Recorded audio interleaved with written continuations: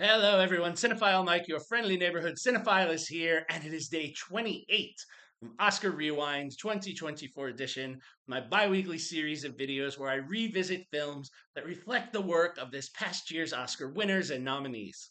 My hope is that you will discover a new, older favorite or revisit something you maybe haven't seen in a while. I'll be discussing the awards history for the film, the box office information, the critical response, and as always, my reviews will be spoiler free.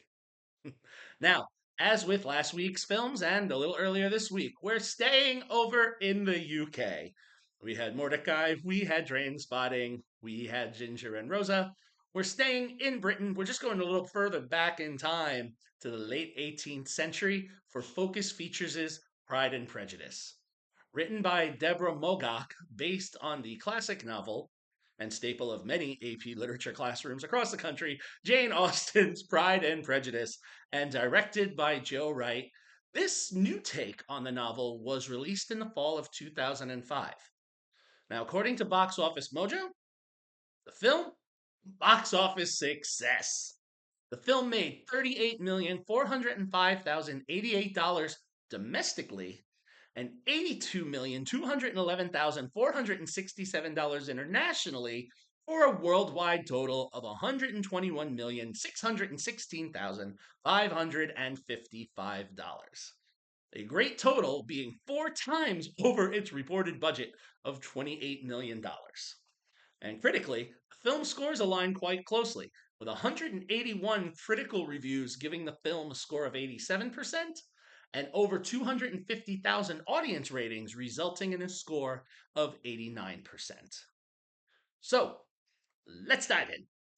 Why is this Austen adaptation on Rewind? Well, like Ginger and Rosa earlier this week, many reasons. This time, again, on both sides. On the acting side, it features this past year's Best Actress nominee Carey Mulligan in her feature film debut as Kitty Bennett. And I'm going to say it. Almost supporting actress nominee Rosamund Pike. I'm sorry that Saltburn snub still stuck in my craw. She would have never eaten Davine Joy Randolph. I wanted her in that. Okay, moving on. On the production side, the team of production designer Sarah Greenwood and set decorator Katie Spencer were nominated this year for production design for Barbie, and also staying pink. Jacqueline Doran, the costume designer for Pride and Prejudice, was also nominated this year for Barbie. As for its own award season journey, Pride and Prejudice had a fairly memorable season. Greenwood, Spencer, and Duran, as they were this year in production design and costuming, were also nominated for Pride and Prejudice at the 2006 Oscars. There were two other additional nominations, one for lead actress for Keira Knightley, who played Elizabeth Bennet, and the fourth was for Dario Marianelli's original score.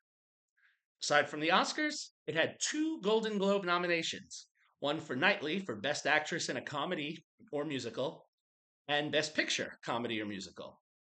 It was a Critics' Choice Best Actress nomination for Knightley and six BAFTA awards: Best British Film, Best Adapted Screenplay, Best Supporting Actress for Brenda Blethyn for playing Mrs. Bennet, Best Costume Design, Best Makeup and Hair, and the sixth was its sole win for the director Wright for Most Promising Newcomer, as Pride and Prejudice marked his feature directorial debut.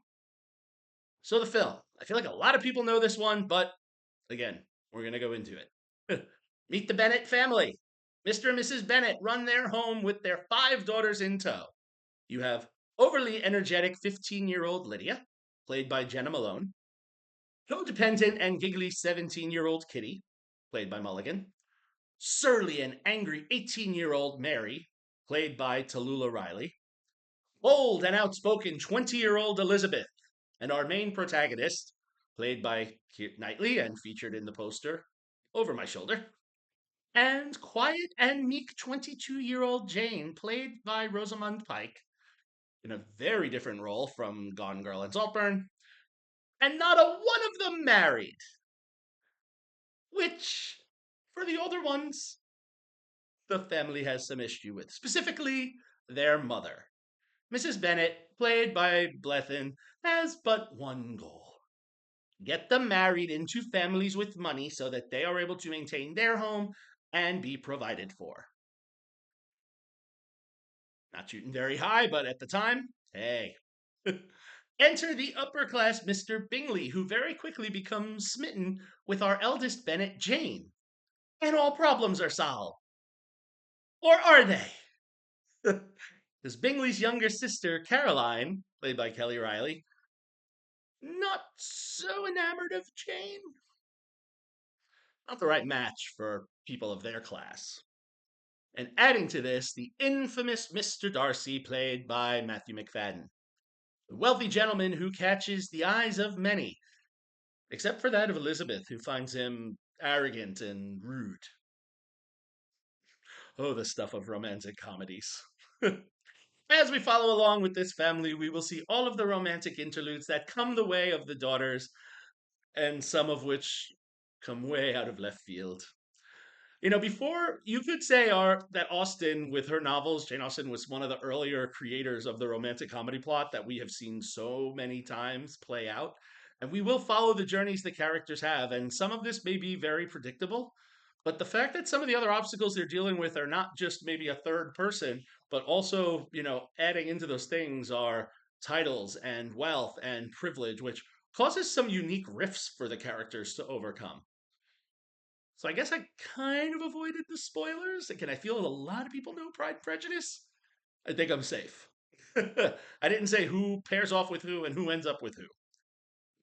Might not be where you think. So let me critique this film a little bit.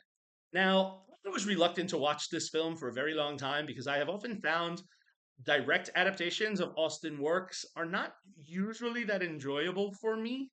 I tend to be a little disengaged from them, with one minor exception being the Emma film version we got a couple of years ago with Anya Taylor Joy. But otherwise, I tended to avoid them, and I hadn't watched this one before, getting ready to review it for this season. But I have to say, the writer, Novak, she's smart. She really boils down the plot and eliminates several secondary and tertiary characters and really hones in on the core players.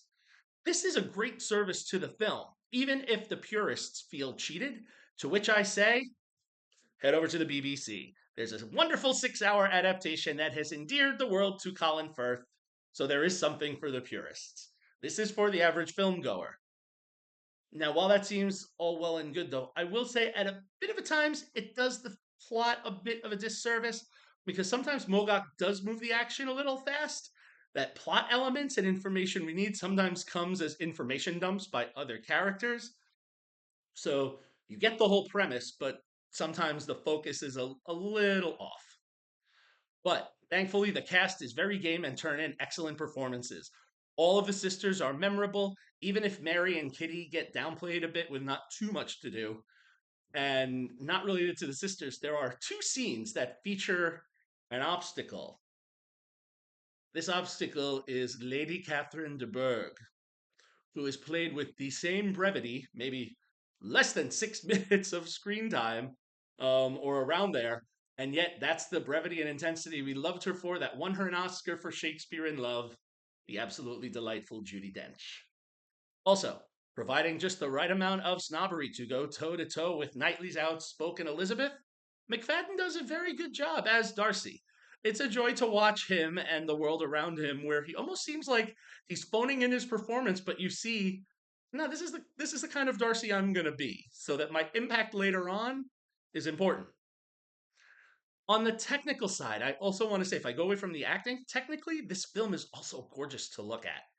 They downplay the Bennett social class just a bit, which allows for a nice juxtaposition when they're engaging with the home of the Bingleys, when they go to other parties, when Elizabeth is at Lady de Bourgh's house.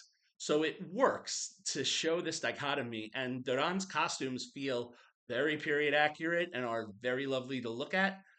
And, they're taking place on spot on production design by the team of Greenwood and Spencer. In fact, I'm going to say, because of the way looking at these things, I'm surprised that Roman Osin wasn't recognized a little bit more for his cinematography. It's very solid and captures the wide open landscapes with as much beauty as the scenes where we're packed to the gills inside some of the ballrooms. I will say, as an introduction to Austin, This is actually probably the one a lot of high schools show now. This is a good introduction to Austen to hook younger students. And director, right? Pride and Prejudice, he put something together that works on many levels.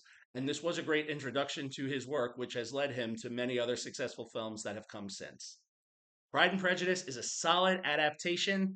Again, I believe the cuts that were made, maybe a little disconcerting with plot, but again, it allows the film to hone in on the key elements we need to know and keep you engaged for the roughly 2 hours and 5 minutes. So for me, Pride and Prejudice, solid 4-star film. And again, in addition to the pace, visually, oh, such a stunning piece of cinema to look at. Now, if you would like to watch Pride and Prejudice or give it a rewatch, maybe you haven't seen it in a while and I've inspired you to do so. I'm sorry to report that as of this recording and posting, I have no streaming information for the film. However, it can be rented on all digital platforms. So, there it is. I hope everyone is enjoying Oscar Rewind. Is there a film you're hoping I get to? Let me know in the comments. If you like what you heard here, please subscribe to the channel, spread the word. You can follow me on all social media platforms and on Letterboxd. Also, if you haven't, check out my website, cinephilemike.com, where you can find exclusive reviews of additional films, including all of this summer's new releases. This weekend, I'll be hitting the website up with Inside Out 2, a little tale some of you may not have heard yet of Henry VIII called Firebrand, starring Oscar winner Alicia Vikander, as well as the Indie Corner print reviews that are coming there. So much to see. Check out the website, follow me on social media, join the conversation. Happy watching, everyone. And until next time, this is Cinephile Mike saying take a break and watch something new.